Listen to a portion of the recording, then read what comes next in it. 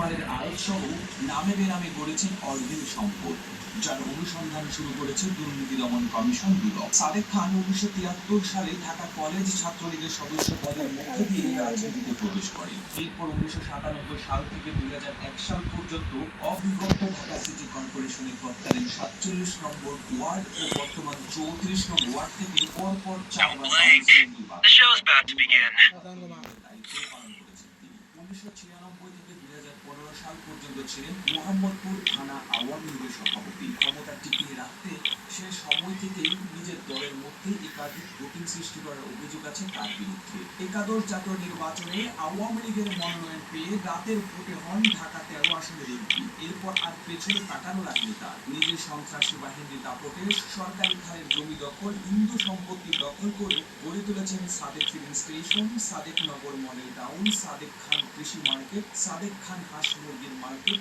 সাদেক খান শুটকি মার্কেট, সাদেক খান ইট মার্কেট, সাদেক খান বাড়ি মার্কেট, সাদেক খান বস্তি সহ একাধিক সম্পত্তি। ক্ষমতা কাজে লাগিয়ে নিজ নামে ও পরিবারের সদস্যদের নামে একাধিক রাস্তারও নামকরণ করেছেন তিনি। রায়ের বাজার গদিঘর এলাকার 54 নম্বর বাড়িতে বাস করলেও